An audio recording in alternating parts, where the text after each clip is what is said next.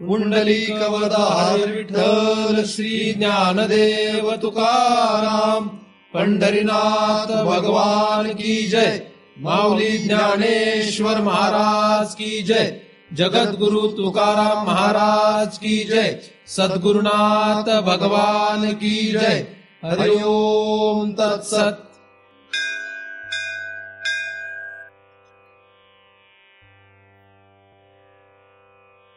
ध्यानमूलम गुरुमूर्ती, पूजामूलम गुरुपदम, मंत्रमूलम गुरुर्वाक्यम, मुक्तिमूलम गुरुकृपा। ब्रह्मेवाहम अहम ब्रह्म न चाहम ब्रह्मणा पृथक, नाहम देहो न मे देहा केवलोहम सनातन। या ठिकाणी आपण सर्वजण नेहमीप्रमाणे दृग्दृश्य विवेक या ग्रंथाचा अभ्यास करण्यासाठी एकत्रित जमलेलो आहोत। आतापर्यंत आपण 19 श्लोकांचा अभ्यास केलेला आहे। 20व्या श्लोकाचा आपण अभ्यास करतो आहोत। अस्ति भाती प्रियम रूपम नामेचेत्यांश पंचकम, आद्यत्रयम ब्रह्मरूपम जगद्रूपम ततोद्वयम, असा हा 20व्या क्रमांकाचा श्लोक आहे। यातील पहिल्या चरणामध्ये एकूण 5 अंश सांगण्यात आलेले आहेत। या 5 अंशापैकी पहिले 3 अंश हे ब्रह्माचे आहेत, म्हणजे भगवंताचे आहेत, आणि दुसरे 2 अंश हे जगताचे आहेत असं सांगण्यात आलेलं आहे। या श्लोकाचा हा सरळ सरळ अर्थ आहे। त्यातील पहिल्या भागाचा म्हणजे ब्रह्म म्हणजे अस्ति, भाती आणि प्रिय या 3 अंशाचा आपण विचार करत होतो। या 3 अंशाचा आपण विचार केलेला आहे। अस्तित्व कशाचं हे शोधण्यामध्येच खरा तर सगळा परमार्थ आहे। कळत नकळतपणे जो कोणी या अस्तिच्या शोधार्थ धावतो आहे तो प्रत्येक जण परमार्थिकच आहे। मग दिसायला तो जरी संसारी दिसला, दिसायला तो जरी विज्ञानवादी दिसला, तरी सुद्धा खरं तर तो त्या अस्तिचाच शोध घेत आहे। त्याचं ते शोध घेणं हे नकळत असल्यामुळे त्याला आपण पारमार्थिक म्हणत नाहीत। कळतपणे जाणीवपूर्वक सगळ्यांना माहीत असताना तो त्या अस्तिचा शोध घेत असेल तर आपण त्याला पारमार्थिक म्हणतो। परंतु अस्ति जे आहे ह्या अस्तिचं ज्ञान होणं, त्याची भाती होणं हे गरजेचं आहे। आणि प्रत्येक जण आपापल्या परीने आपापल्या पद्धतीने या अस्तिचा शोध घेतो आहे। ज्याला ज्या अस्तिचं ज्ञान झालं, ज्याला ज्या अस्तिचं भातीत्व झालं, तो त्याच अस्तिला प्रिय मानतो। कोणाला कशाचं अस्तित्व वाटेल त्यावरच प्रियत्व ठरलेलं आहे। ज्याचं अस्तित्व आपल्याला लक्षात येतं, ज्याचं अस्तित्व आपल्याला कळतं किंवा ज्याचं अस्तित्व आपल्याला जाणण्यामध्ये येतं, तोच पदार्थ आपल्याला प्रियत्वाकडे घेऊन जाणारा असू शकतो। परंतु जो पदार्थ ज्याचं अस्तित्व आपल्याला कळल्यानंतर, म्हणजे त्या अस्तिचं ज्ञान झाल्यानंतर आज जरी प्रिय वाटला तरी उद्या कदाचित तो जर अप्रिय होत असेल, उद्या जर तो आपल्याला प्रिय राहणार नसेल, तर त्या अस्तिमध्ये आपला प्रियत्व नष्ट झाल्यामुळे त्या अस्तिला आपण मानत नाही। त्या अस्तिचं आपण अस्तित्व नाकारतो, त्या अस्तिला आपण किंमत देत नाही।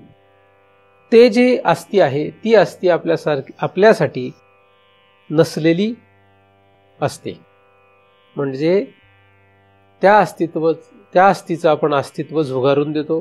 ती अस्ति आपण आपल्या जाणण्याच्या कक्षेत ठेवत नाही। म्हणून अशी अस्ति काही कामाची नाही की जी अस्ति आज प्रिय आहे पण उद्या प्रिय नाही। अशी अस्ति पाहिजे ही जी त्रिकालामध्ये प्रिय पाहिजे, म्हणजे अशा अस्तिचं ज्ञान पाहिजे की जी त्रिकालामध्ये प्रिय असायला पाहिजे। आणि त्रिकालामध्ये प्रिय असेल अशी अस्ति एकच आहे, आणि ती म्हणजे आपला स्वतःचा आत्मा। या आत्म्याव्यतिरिक्त जगामध्ये कुठलीही वस्तू आपल्याला 3 काळामध्ये प्रिय नाही। आणि ही जी तीन काळामध्ये प्रिय असलेली वस्तू आहे म्हणजे आत्मा आहे, त्या आत्म्यालाच समष्टीने ब्रह्म असं म्हणतात. परंतु त्या अस्थीचंच खरं आपण अस्तित्व झुगारून कळतपणे नकळतपणे कुठल्या तरी कारणाने त्या अस्थीचंच अस्तित्व झुगारून आपण दुसऱ्याच पदार्थांच्या अस्तित्वाला मानतो, त्या दुसऱ्याच पदार्थाच्या अस्तित्वाच्या फातित्वामध्ये जातो, दुसऱ्याच पदार्थाच्या अस्तित्वाच्या नादाला लागतो आणि म्हणून आपल्याला खरी जी अस्थी आहे त्या अस्थीपासून दूर राहावं लागतं. उदाहरणार्थ, आपण या शरीरामध्ये जेव्हा आलोय किंवा या शरीरामध्ये आपण जेव्हा वावरतो तेव्हा आपल्या सर्व क्रिया, आपलं सगळं जे काही करणं आहे, आपले सगळे विचार जे आहेत हे सगळे त्या अस्थी व्यतिरिक्त आहेत. म्हणजे अस्थीचा विचार सोडून आपण सगळे विचार करतो. अस्थीविषयी क्रिया करण्या व्यतिरिक्त सगळ्या क्रिया करतो आणि म्हणून अस्थीपासून आपण दूर आहोत, म्हणून आपण या आत्म्यापासून दूर आहोत, म्हणून आपण या भगवंतापासून म्हणजे ब्रह्मापासून दूर आहोत. काहीतरी करून काहीतरी उपाय शोधला पाहिजे जेणेकरून आपल्याला त्या अस्थीचं अस्तित्व मान्य होईल, त्या अस्थीचंच आपल्याला ज्ञान होईल, त्याच अस्थीचंच आपल्याला प्रियत्व राहील. किंबहुना त्रिकालामध्ये आपण त्या अस्थीशीच खरं तर एकरूप आहोत हे लक्षात येईल, किंवा त्रिकालामध्ये आपल्याला त्या अस्थी व्यतिरिक्त कोणीही प्रिय खरं तर नाहीच हे आपल्याला लक्षात यायला पाहिजे. ते जेव्हा केव्हा लक्षात येईल, ते ज्या कुठल्या उपायाने लक्षात येईल तो उपाय अवलंबणं गरजेचं आहे. परंतु या जगामध्ये असलेले अनेक पदार्थ, या जगामध्ये असलेले अनेक विचार, या पदार्थ आणि या विचारांमधून निर्माण होणाऱ्या असंख्य क्रिया आणि या सगळ्यांचा जो गोंधळ आहे, या गोंधळामुळे आपल्याला आपला आत्मा आपल्याला तिन्ही काळामध्ये सर्वोत्कृष्ट सर्वात उत्तम असणारा प्रिय आहे हे मात्र अजिबात लक्षात येत नाही आणि ते लक्षात येऊ नये अशीच या जगाची रचना आहे.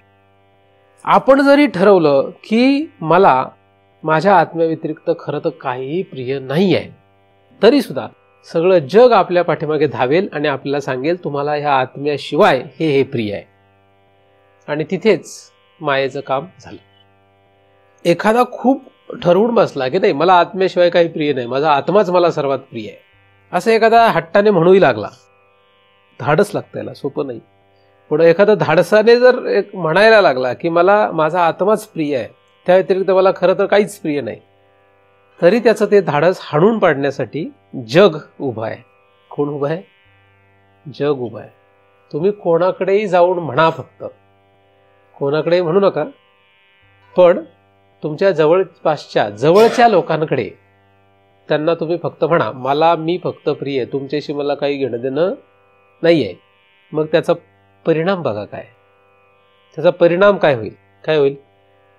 ते म्हणतील वा छान आहेस, महाराजांनी तुला चांगलं शिकवलेलं आहे, महाराजांनाही आम्ही स्वीकारतो, तुलाही स्वीकारतो, तुझाही सत्कार करू, त्यांचाही सत्कार करू, तुम्हाला हार फुलं वाहू असं म्हणतील.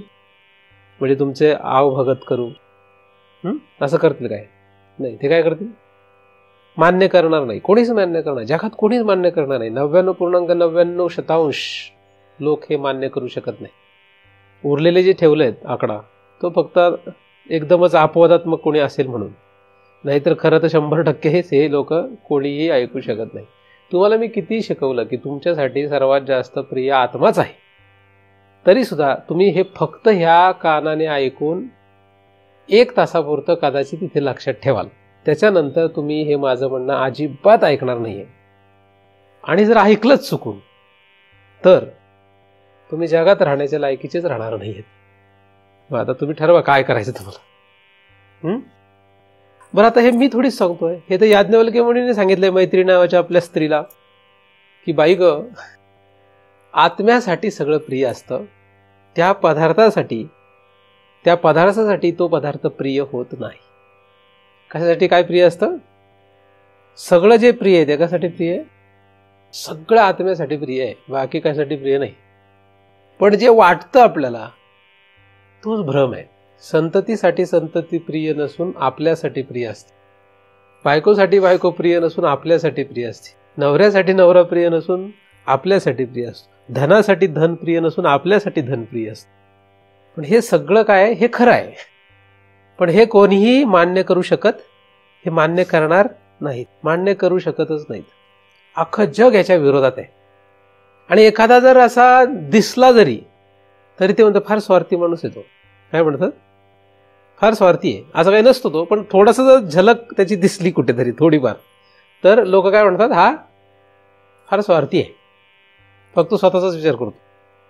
अर्थात त्यांचं काहीतरी अडकलेलं असतं काम म्हणून म्हणतो. त्यांचं सगळं व्यवस्थित होत्या बरं, मग ते म्हणणार नाही काय. तुम्ही त्यांचं काहीतरी काम केलं नाही, तुम्ही त्यांची काहीतरी इच्छा पूर्ण केली नाही म्हणून ते म्हणतात फार स्वार्थी आहे. तुम्ही त्यांच्या सगळ्या इच्छा पूर्ण करा, तुम्हाला म्हणणार नाही कोणी स्वार्थी आहे. जगाचे तुम्ही इच्छा पूर्ण करा, तुम्हाला कोणी स्वार्थी म्हणणार नाही. का म्हणतील? म्हणतील का नाही? म्हणतील, कोणीच म्हणणार नाही. तर असं हे जग आहे. तर हे जे जग आहे, ह्या जगामध्ये हा सगळा जो खेळ आहे फक्त एवढाच खेळ आहे, बाकी काहीच नाही. तुम्हाला जगामध्ये राहायचं आहे तर सोपं काम आहे. फक्त आत्म्या व्यतिरिक्त कशालाही प्रिय म्हणत राहा, तुम्ही जगात राहणार. फक्त कशाला प्रिय म्हणायचं नाही, आत्म्याला प्रिय म्हणायचं नाही. आत्म्या व्यतिरिक्त सगळ्याला प्रिय म्हणत राहा, कशालाही प्रिय म्हणा. बरं, एकालाच असं धरून प्रिय म्हणता येत नाही. काही काही लोकांना वाटतं की आम्ही एकदम एकनिष्ठ आहोत. एकनिष्ठ म्हणजे एकाच पदार्थाला आम्ही असं धरून हाच प्रिय असं म्हणतो. असं काही होत नसतं. लहानपणात आपल्या आई वडिलांवर प्रेम असतं, पुढे सवंगड्यांवर असतं, त्याच्या पुढे गेल्यावर बायकोवर किंवा नवऱ्यावर, त्याच्या पुढे गेल्यावर संततीवर. हा सगळा खेळ आहे. त्यामुळे सगळा एकच पदार्थ धरून बसलाय. आई म्हणजे आईच, तर मरेपर्यंत आईवरच त्याचं प्रियत्व आहे असं काही दिसत नाही. असं होऊ शकत नाही. का होतं असं? होत नाही. त्याच्यामुळे जग म्हणजे काय, तर जगामध्ये जर राहायचं असेल तर आत्म्या व्यतिरिक्त फक्त तुम्ही कशाला तरी प्रियत्व धरून राहा, जगामध्ये टिकून राहणार. आणि जर तुम्ही म्हटले आत्मा प्रिय आहे की लगेचच आत्म्याचं ज्ञान आणि लगेचच आत्म्याचं अस्तित्व लक्षात येईल. काय होईल? काय प्रिय आहे हे म्हणण्यावर सगळा खेळ आहे. काय प्रिय आहे आपल्याला? आत्मा प्रिय आहे म्हटलं की लगेच आत्म्याची भाती होती आणि लगेच आत्म्याचं अस्तित्व कळतं. ज्या क्षणाला असं होईल, काय प्रिय काय आहे, त्रिकाळामध्ये मला आत्मा प्रिय आहे असं म्हणणं, असं वाटणं आणि असं प्रत्यक्षात आहे हे लक्षात येणं, यात फरक आहे. प्रत्यक्षात हे जर लक्षात आलं अप्रोक्षपणे, म्हणजे प्रत्यक्षात जर हे लक्षात आलं की काही जरी झालेलं आहे, अनंत जन्मांच्या या खेळामध्ये काही जरी झालेलं आहे, तरी त्रिकाळामध्ये मला कोण प्रिय? सर्वात आत्मा प्रिय. हे जर आपल्याला लक्षात आलंच तर आपल्याला त्या आत्म्याचं ज्ञान होईल. आणि तर तो आत्माच अस्तित्ववान आहे, त्या आत्म्याचीच अस्ती आहे, म्हणजेच या ब्रह्माचंच या जगतामध्ये अस्तित्व आहे हे लक्षात येईल. आता हे सगळ्या बोलण्याच्या गोष्टी आहे. प्रत्यक्षात ते कसं करायचं हा मोठा खेळ आहे. कसं ते करायचं, आचरणात अंमलात कसं आणायचं हा एक वेगळा विषय आहे. असो, आत्मा सर्वात प्रिय असताना सुद्धा प्रत्येकाला आत्म्या व्यतिरिक्त दुसरंच काहीतरी प्रिय आहे असं काही काळासाठी वाटत असतं. कायम नाही वाटत. आहे कायम वाटत नाही.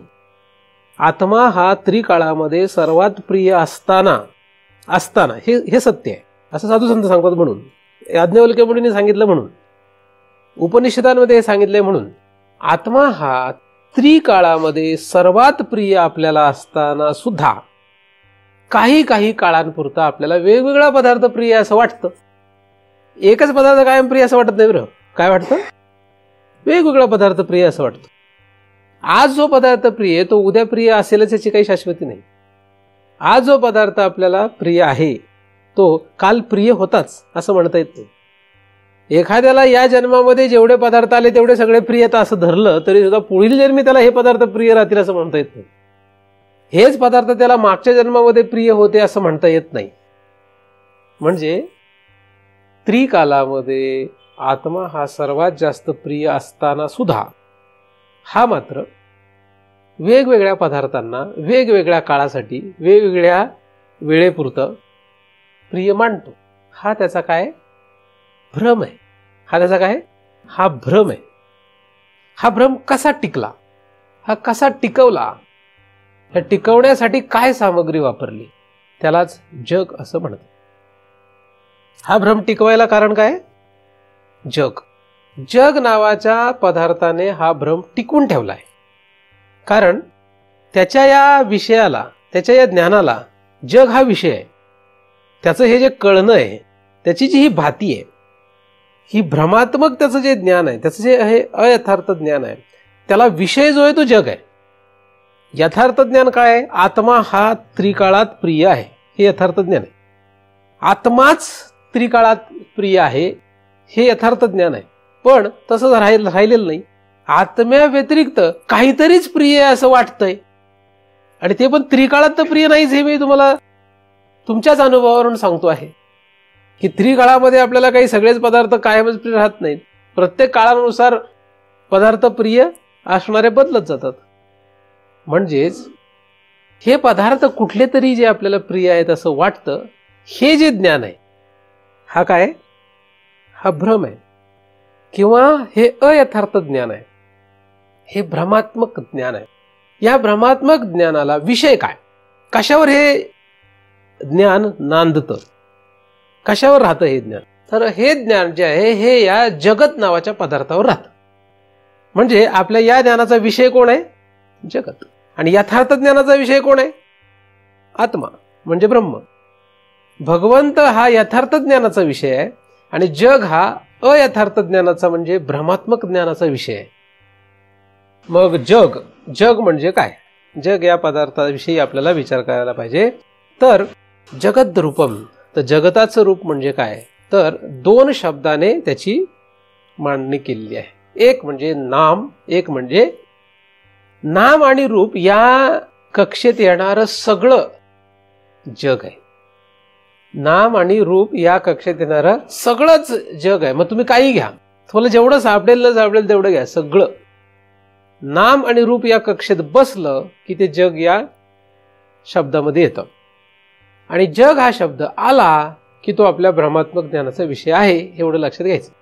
म्हणजे तुम्ही नाम घ्या किंवा रूप घ्या, या नाम किंवा रूप या विषयाकडे तुम्ही गेले की तिथे भ्रमात्मक ज्ञान आहे, तिथे अयथार्थ ज्ञान आहे, जे तुम्हाला यथार्थ ज्ञानाकडे जाऊ देऊ शकत नाही.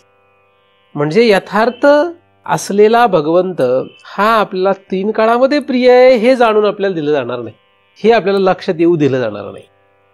तो नाही असं नाही, तो त्रिकाळात प्रियच आहे, पण तो प्रिय नाही असं वाटायला कारण काय? तो नाही आणि मग आपल्याला करायचा असा प्रश्न नाही येते.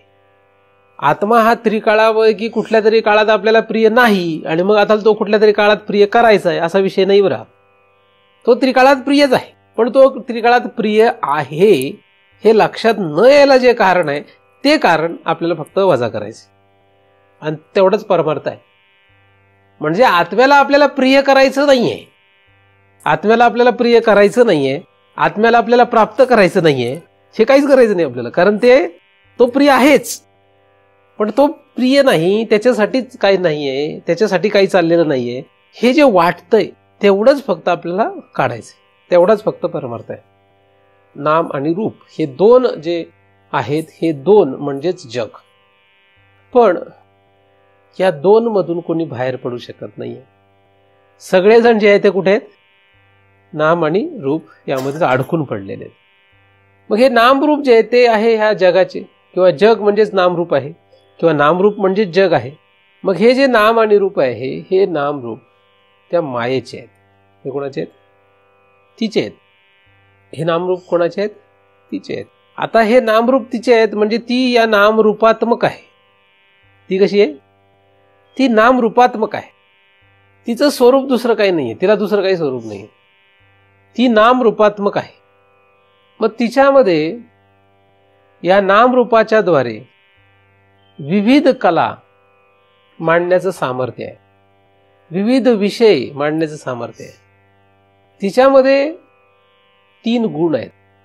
तीन गुण जे आहेत या तीन गुणांच्या द्वारेच ती या नामरूपाला मांडत असते.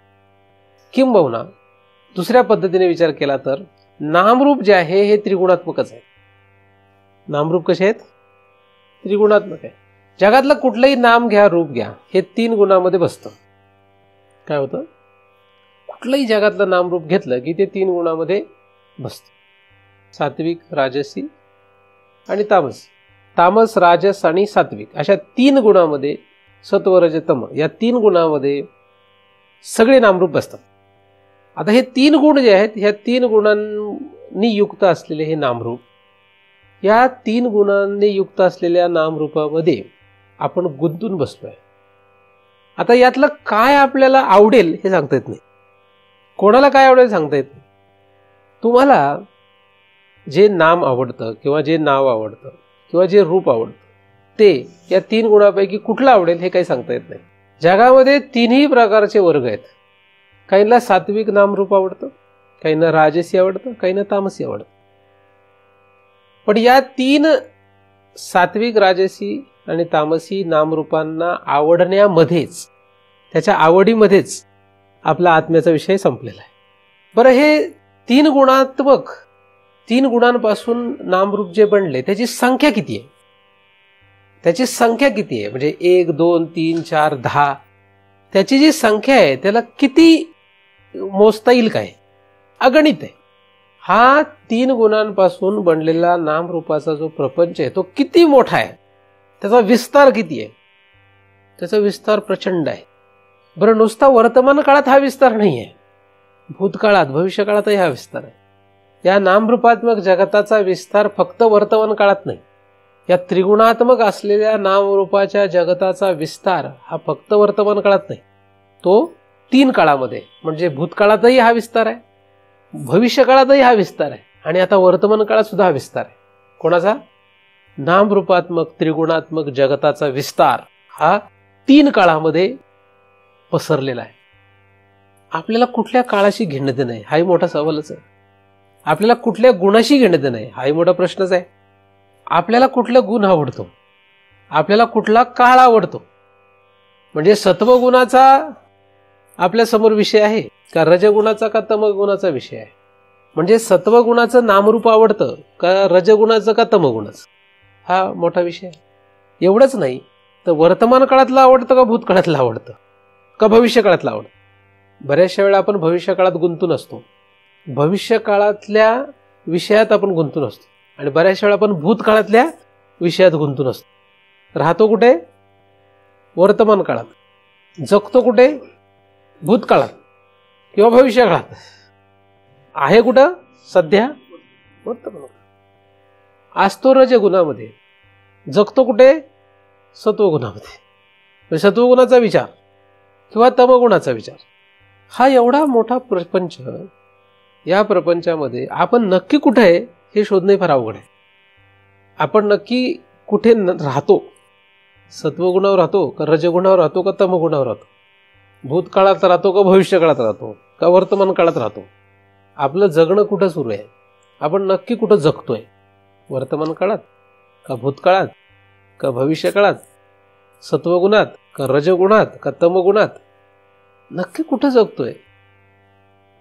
यांच्यापासून निर्माण होणारे असंख्य विचार, यांच्यापासून निर्माण होणारे असंख्य क्रिया, यांच्यात कुठं नक्की गुरफटून राहतो हे काही सांगता येत नाही.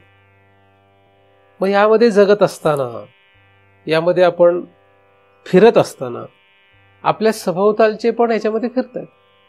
त्यामुळे प्रत्येक जण एकमेकांना सांगत राहणार आहे की असं असं असं असं असं. सगळेच दिशाहीन आहे, सगळेच काय. मग एकमेकांच्या अनुभवाच्या आधारे प्रवास सुरू आहे. कुठं जायचं, काय जायचं, काही कल्पना नाही. ज्याला जे भावलं, ज्याला जे पचलं, ज्याला जे रुचलं त्याच्यामध्ये जगतात आणि मरतात. त्याच्या पलीकडे काही नाही. पण आहे 3 गुणातच. काहीतरी करून सत्वगुणाचा खेळ घडला त्याचा तर स्वर्गाला जातो, काहीतरी कारणाने तमगुणाचा खेळ घडला तर नरकाला जातो, काहीतरी कारणाने रजगुणाचा खेळ घडला तर मृत्यू लोकाला राहतो. त्याच्यातही तमगुण अधिक असेल तर नीच नीच योनीला प्राप्त होतो. सत्वगुणाचा अधिक्य असेल तर मनुष्य योनीमध्ये चांगल्या चांगल्या कुळामध्ये जातो. पण या जगतामध्येच राहतो. कुठे राहतो? 14 भुवनांचा प्रपंच आहे, नामरूपात्मक प्रपंच. किती मोठा आहे? 14 भुवन आहेत आपल्यासाठी. आपल्याला काय थोडं जागा आहे? आपल्याला भरपूर जागा आहे फिरायला. 14 भुवनामध्ये प्रवास करायचा आपल्याला. आता सध्या आपण इकडेच आहे, लगेच नाही जाता येणार. आपल्याकडे काही यान वगैरे नाही आहे. यान असलं तरी मंगळावर जाता येईल का शंका आहे. त्यामुळे आपण ह्या पूर्ण 14 भुवनामध्ये हे शरीर घेऊन नाही फिरू शकणार. पण ह्याच्यातून जरा बाहेर पडलो की मग आपल्याला गती आहेच. कशी गती? ती गती कशावर आहे? कुठली गती होण्यासाठी कुठलं तरी एक फोर्स लागतो, ठीक आहे. कुठलाही पदार्थ कुठल्या दिशेने जाणार हे कशावर अवलंबून असतं? कुठलाही पदार्थ कुठल्या दिशेने जाणार हे कशावर अवलंबून आहे? त्याला जो फोर्स मिळतो तो कुठून आहे. पदार्थ इकडे जाणार असेल त्याला इकडून फोर्स दिला पाहिजे ना. इकडे जाणार असेल तर इकडून इकडे गेला फोर्स दिला. जसा फोर्स असेल तसा तो जाणार आहे. तसं आपण चंद्रलोकाला जाणार का सूर्यलोकाला जाणार, वैकुंठाला जाणार का ब्रह्मलोकाला जाणार हे कशावर अवलंबून आहे? तो जो फोर्स आहे त्याच्यावर अवलंबून आहे. तो फोर्स कुठे आहे? तो जो फोर्स आहे तो जो आहे तो कर्मामधून तयार होत असतो. कर्म, क्रिया, त्या क्रियेतून ते कर्म तयार होतं. त्या कर्मातून तो फोर्स तयार होतो. त्या कर्मामध्ये जे पाप पुण्य आहे, त्या कर्मामध्ये जे धर्म अधर्म आहे, त्या धर्म अधर्मातून तो फोर्स तयार होतो. चांगलं वाईट जे आहे त्याच्यातून तो फोर्स तयार होतो. चांगल्याचा फोर्स तयार झाला की उच्च उच्च उच्च गतीला जातो. वाईट वाईट वाईट वाईट फोर्स तयार झाला की तो अध गतीला जातो, फिरत राहतो. विनाकारण आपोआप फिरत नाही तो. काय विनाकारण असा जात नाही. त्याला काहीतरी फोर्स पाहिजे ना. जगात कुठलाही पदार्थ असा आपोआप हलत नाही. आपण सुद्धा जे हलतोय, आपली जी गती आहे, डोळ्याची पापणी लावणे ही सुद्धा गती आहे. डोळ्याची पापणी लावण्यासाठी सुद्धा आपल्याला काहीतरी मागे फोर्स आहे. लक्षात, आपोआप हलत नाही ते. एखादी गाडी जर पुढे जात असेल, म्हणजे वेगाने चालली आहे गाडी, तर ती काय आपोआप हलत नाही. त्याला बरेच कारणं असतात. नुसत्या ॲक्सेलरेटरवर पाय ठेवला म्हणजे गाडी पुढे नाही जात. त्याच्यामागे बरीच कारणं असतात. ॲक्सेलरेटरवर पाय देणं हे कारण आहे, पण ॲक्सेलरेटरवर पाय दिला म्हणजे त्याच्यानंतर काय काय क्रिया होतात त्या सगळ्यांचा मिळून तो प्रभाव आहे. तसं एखादा जर स्वर्गाला गेला तर तो काय लगेचच नुसता मला स्वर्गाला जायचं आणि गेला असं नाही जात तो. त्याच्या मागे फार मोठा हा कर्माचा गोंधळ आहे. पण हा कसा आणि कोण कुठून आणि कसा जाईल ह्याला काही हिशोबच लागत नाही. फार अवघड आहे लक्षात घेणं. कारण तुम्ही ज्याला खूप अभ्यास करून जरी तुम्ही ठरवलं की हे असं केल्याने असं होईल, असं केल्याने असं होईल, असं केल्याने असं होईल, तरी काही सांगता येत नाही, असंच होईल. सतत बदलणारी ही एक रचना आहे. ही कशी आहे? सतत बदलणारी आहे. म्हणजे इंजिनिअरिंगच्या भाषेमध्ये त्याला डायनामिक सिस्टम म्हणतात. कसली? डायनामिक.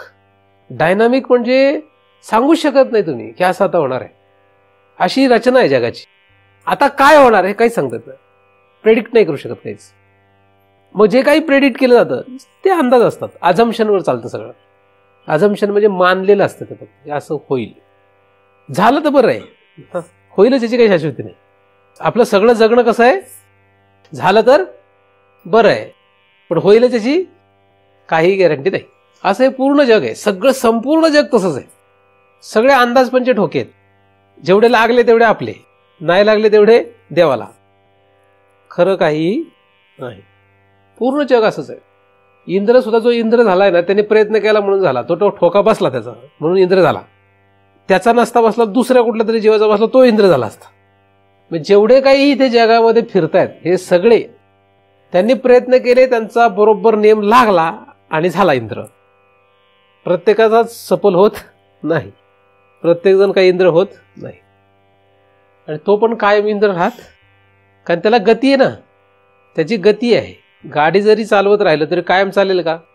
नाही चालत. मग कधी बंद पडते? एकच कारण आहे का? बरीच कारण. बंद कधी पडू शकते. म्हणजे गाडी बंद पडण्यासाठी ॲक्सेलरेटरचा पाय काढला म्हणजेच गाडी बंद पडते असं नाही. पेट्रोल संपलं तरी बंद पडते.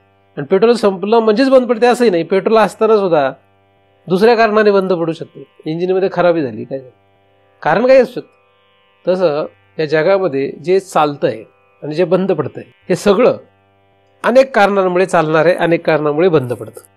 कुठलं कधी चालेल, कुठलं कधी बंद पडेल ह्याचा जरी काही नेम आपल्याला वाटत नसला तरी सुद्धा त्याला काही ना काही कारणं असतात. पण ती सगळीच कारणं आपल्या जाणण्याच्या कक्षेत येतातच असं नाही. म्हणून असं कसं झालं असं म्हणून रडण्यात अर्थ, आणि वाटलंच रडावं तर बस रडत. 10 दिवस थोवाट बडवून घेणार, 11व्या दिवशी जेवणार मस्त. त्याच्या पलीकडे काय करणार आहे? नवरा जरी गेला तरी, बायको जरी गेली तरी किती दिवस? 10 दिवस. ते पण जगाला दाखवायचं म्हणून. त्याच्यानंतर काय? काही नाही, काही करू शकत नाही. जे होणार ते होणारच, जे चाललंय ते चाललंच आहे. तर हे सगळं कसं चाललं? कसं चाललंय हे सगळं? कसं चाललंय तेच कळत नाहीये, पण चाललंय. कसं चाललंय हे कळतच नाही, पण चाललंय. आणि कुठेही काहीच नियम नाही. याला नियमात आहे असं वाटतंय सगळं, पण काही नियमात दिसत नाहीये. मला तर जगामधलं कुठलंच नियमात दिसेना, कुठलाच नियम नाही असं वाटतंय. आणि तरी सगळे लोक प्रयत्न काय करतात? कसं पाहिजे? नियमात पाहिजे सगळं. सगळं एकदम कसं? नियमात पाहिजे. आणि जगातल्या कोणालाच नियम पाळता येत नाही. अख्ख्या जगातला कोणी नियम पाळणारे दाखवा तुम्ही मला. उदाहरण म्हणून एखाद्याने ठरवलं, एखाद्याने म्हणण्यापेक्षा सगळ्या जगाने ठरवलं की रोज सकाळी 4ला उठायचं. असं नियम आपण सगळ्यांनी ठरवलं, प्रत्येकाने आपापलं ठरवलं. मला सांगा, जगातले किती लोक बरोबर 4ला मरेपर्यंत उठतील? किती लोक उठतील मरेपर्यंत? जन्माला आल्यापासून मरेपर्यंत सगळ्यांनी ठरवलं 4ला म्हणजे 4ला उठलाच, असं होईल का? काय गॅरंटी नाही. किती एखाद्याने ठरवलं तर चुकून एका दिवशी रात्री जास्तच जेवण केलं, खूप गोडधोड खाल्लं, नाही 4ला नाही उठत, 4 वाजून 2 मिनिटांनी उठेल. तेवढा तरी डिफरन्स आलाच का नाही? मग नियम हुकलाच त्याचा, 4:30ला उठेल. तर काय होईल हे सांगता येत असो. पण हे सगळं का चालू आहे? कसं चालू आहे? एका त्या आत्म्याच्या न जाणण्यामध्ये हे सगळं सुरू आहे. त्याच्या न कळण्यात हे जग सुरू आहे. आत्म्याच्या न जाणण्याने जग सुरू आहे. जग हा जो प्रकार आहे तो आत्म्याच्या फक्त न जाणण्यातला आहे. तर जग म्हणजे नामरूप, नामरूप म्हणजे त्रिगुण, त्रिगुण म्हणजेच त्रिगुण म्हणजेच त्रिगुण म्हणजेच त्रिगुण म्हणजेच माया, म्हणजे भ्रम. माया म्हणजेच भ्रम, त्रिगुण म्हणजेच भ्रम. मग कुठल्या गुणाला खरं म्हणतो? भ्रम म्हणजे भ्रम. जे खोटं आहे ते खोटं आहे, भ्रम आहे तो भ्रम. आता भ्रम आहे असं म्हटल्यानंतर पण तरी महाराज जरा आपण सत्व असलेलं कधी चांगलं बरं. पण आता तो भ्रम आहे म्हटल्यानंतर परत तू त्याचं कसं काय कर? हे मृगजळाचं पाणी आहे असं एखाद्याला सांगितलं. हे मृगजळाचं पाणी आहे. मृगजळाचं पाणी म्हणजे मृगजळ आहे. आता हे मृगजळ आहे असं म्हटल्यानंतर ह्याच्यावर केळी साडी लावता येत नाही ठरलंय. पण तो जर म्हटलं मी केळी लावू का साडी लावतो? अरे बाबा हे मृगजळ आहे असं म्हटलं, बरं ठीक आहे असू देत मृगजळ, पण कितीची मोटर टाकू असं म्हटलं तर पाईपने पाणी ओढायला मोटर पंप लावावा लागेल ना. मग त्याला काय सांगावं? तो हट्टच करायला लागला तर सगळे माझ्याकडे पैसे विषय सगळं आहे म्हटलं तर काय करा? त्याला काय करणार? काय काहीच करू शकत नाही. तो हट्टच धरून आहे ना. तर एकदा ते सगळं जग जे आहे हे भ्रम आहे असं म्हटलं तर त्या भ्रमाकडे कसं पाहता आला पाहिजे किंवा कसं पाहायला पाहिजे? तो भ्रम का टिकला याचाही विचार नाही. तो भ्रम का टिकतो याचाही विषय नाही. मुळातच जग भ्रम आहे. मुळातच जग हा आपला भ्रमाचाच विषय आहे. मग त्याच्यात तुम्ही किती चांगले वागले काय, वाईट वागले काय, काय होणार आहे? चांगले वागले तर स्वर्गाला जाणार, वाईट वागले तर नरकाला जाणार. दुसरं काय होणार आहे? मग बरोबर आहे काय? जाणार ना. हो जाणार ना. आम्ही कुठे नाही म्हणतो. तुम्ही स्वर्गाला किंवा नरकाला जाणार. तुम्ही चांगले वागले तर कुठे जाल? स्वर्गाला जाणार. वाईट वागले तर कुठे जाणार? नरकाला जाणार. आता तुम्हाला काय रुचतंय ते करा, तुम्हाला जे पटतंय ते करा. नरकाला जायचं असेल तर वाईट वागा, स्वर्गाला जायचं असेल तर चांगलं वागा, आणि मध्येच राहिले तर मृत्यू लोकात राहतात. भगवंत नाही. भगवंताकडे जायचं असेल तर हे चांगलं वाईट, धर्म अधर्म, पाप पुण्य सगळ्यांच्या पलीकडेचा विषय आहे. तो इथे याचा काही संबंध नाही.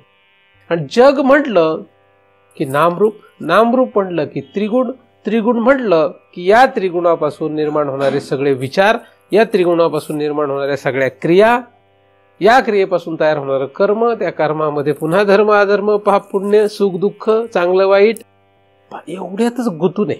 इथे कुठं गुंतून पडलाय सांगता येत नाही. याच्या पलीकडे विचारच जाऊ शकत नाही. मग विचारच जाऊ शकत नाही तर क्रिया कशी जाईल? विचार कुठं आहे? विचार याच्या पलीकडे जात नाही.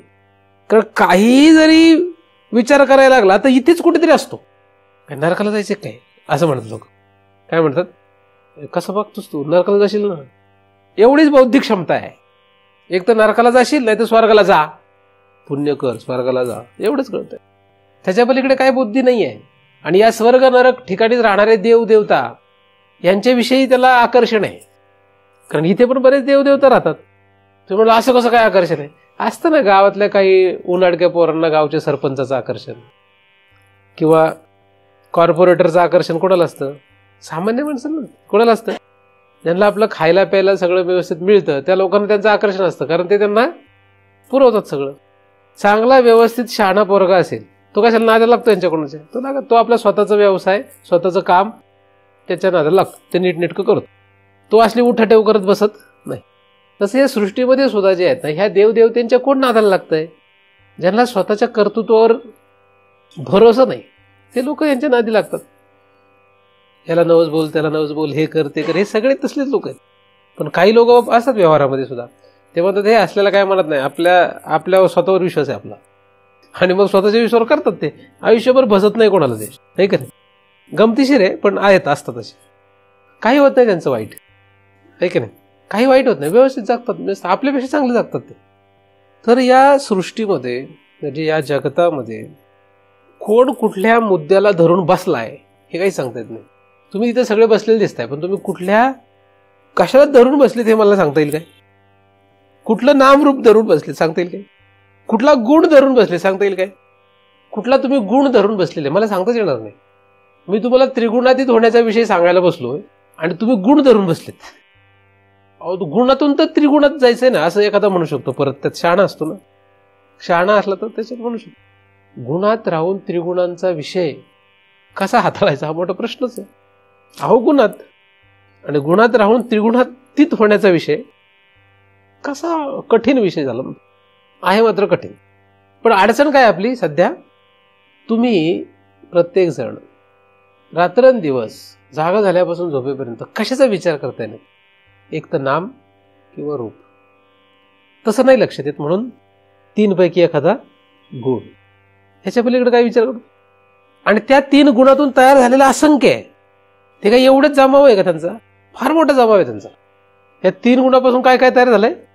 गुणी देवात रही लावली. ते काही साधे नाहीत तसे. हे सगळंच नामरूप या शब्दामध्ये आहे बरं. तुम्ही म्हणाल नामरूप सोडून दुसरं काही सांगताय काय? दुसरं काही सांगत नाही, हे सगळं नामरूपमध्येच आहे. कारण जे 3 गुण आहेत या 3 गुणांचेच नामरूप असतं.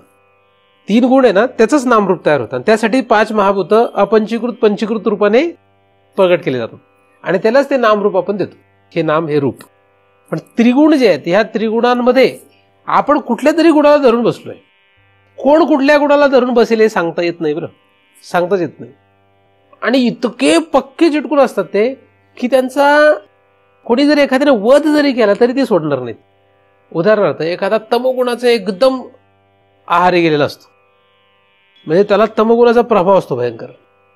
त्याला तुम्ही मारलं तरी तो त्याचं ते सोडत नाही. उदाहरणार्थ गुंड लोक असतात, म्हणजे एकदम खून मारामारी करणारे. त्यांना माहित असतं आपल्यालाही मारणार कोणतरी, पण ते म्हणतात आहे असलं आपलं शेळीसारखं जगायचं नाही. ते टेम्पोच्या मागे लिहिलेलं असतं, 100 दिवस शेळीसारखं जगण्यापेक्षा 1 दिवस वाघासारखं जगू, म्हणजे मारामारी हाणामारी करू. वाघासारखं जगू म्हणजे काय करू? त्यांना म्हणायचं असतं मारामाऱ्या करू, म्हणजे मारायची तयारी. आता काय तमोगुणाचा प्रभाव किती असू शकतो काय सांगू शकत नाही. कोण कुठला तमोगुणाचा प्रभाव घेऊन जन्माला येईल सांगता येत नाही. बऱ्याचशा आई ज्या असतात, म्हणजे ह्या माता, सगळ्या माता भगिनी ज्या आहेत, ह्या सगळ्या माता आहेत, ह्यांच्यामध्ये काय एक भाव असतो माहित नाही. पण त्यांना असं वाटतं आपला पोरगा म्हणजे वाघ आहे, म्हणजे त्याला कुठं पाठवायचंय? वाघ जन्माला आलाय असं काय म्हणतात. माणूस येतो, देव होऊ देत, म्हणजे माझा पोरगा देव या दिशेने, देवाच्या दिशेने जाऊ देत नाही, चांगलं येते. पण त्याला नरक योनीला घालायचा प्रयत्न आहे माता. आणि ह्या सगळ्या हितकारक आहेत, हित इच्छित आहेत. पोरच कसलं हित आहे त्यामध्ये? नरक योनीला जाणं हित आहे. वाघ आहे पोरगा, कोणी नादाला लागत नाही त्याचे, असं काही नसतं, म्हणजे तसं काही नसतं. पण कोणाला काय गुण आवडेल हे काही सांगता येत नाही. या 3 गुणापासून निर्माण झालेले असंख्य गोष्टी आहेत. त्रिलोक आहे. किती लोक आहे? त्रिलोक आहे. आणि त्रिलोक अख्खा नामरूपात्मक आहे. या 3 गुणापासून तयार झालेलं आपलं सूक्ष्म शरीर आहे, स्थूल शरीर आहे, त्याला नामरूप आहे. या 3 गुणांपासून काम, क्रोध, लोभ, मोह, मद, मत्सर, प्रेम, दया, करुणा, असंख्य गोष्टी आहेत. कोणाला काय आवडेल हे सांगताच येत नाही.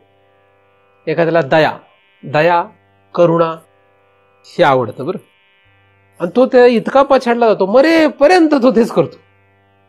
जगात त्याचा सत्कार होतो, त्याला नाव रूपाला येतो, त्याचं नाव होतं मरावे परी कीर्ती रूपी उरावे, मोठी कीर्ती होती त्याची, त्याचं नाव राहतं जगतभर. फार करुणामय माणूस होता तो, दयाळू माणूस होता. काही नाही, दुसरा एखादा एकदम गुंड प्रवृत्तीचा असेल, नालायक असेल, हिटलर, फार नालायक माणूस, काही नाही, फरक काही नाही. एक नरकाला गेला, एक स्वर्गाला गेलाय, बाकी काही झालेलं नाही, पण जगातच आहे दोघंही. आता तुम्ही दयाळू वृत्तीचे असाल तर तुम्ही म्हणाल महाराज हिटलरचं चांगलं बोलतात हिटलर विषयी, नाही का? कारण तुमची दयाळू प्रवृत्ती कधी जागू होईल सांगता येत नाही, तुमची माझी है ना, आपली. तर दया, करुणा ह्या जो भाव आहे, ह्याला कधी चिटकून जर एखादा असेल तर तो किती असू शकतो सांगता येत नाही. तर अशा रीतीने काही ह्या टोकाला आहेत, काही त्या टोकाला आहेत, आणि जास्तीत जास्त वर्ग मध्येच, कधी इकडं कधी तिकडं, कधी दया जागृत होते, कधी करुणा जागृत होते, कधी क्रोध जागृत होतो, नाही का? कधी लोकांना सांभाळून घ्यावं वाटतं, कधी लोकांना मारावं वाटतं, असे पण जास्तीत जास्त वर्ग आहे.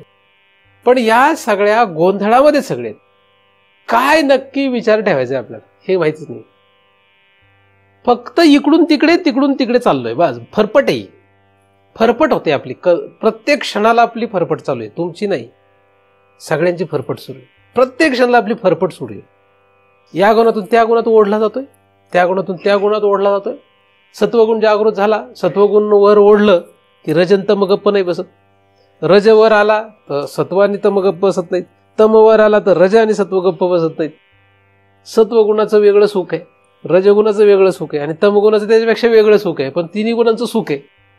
तमगुणात गेल्यावर तमगुणाचं सुख बघा कसं वाटतं, रजगुणात गेल्यावर रजगुणाचं सुख बघा कसं वाटतं, आणि सत्वगुणात गेलं की सत्वगुणाचं पण एक आगळं वेगळं सुख आहे. तर प्रत्येकाचं आपापलं सुख आहे, सात्विक सुख, राजसी सुख, तामसी सुख, ज्ञानदेवांनी सगळं वर्णन केलेलं आहे.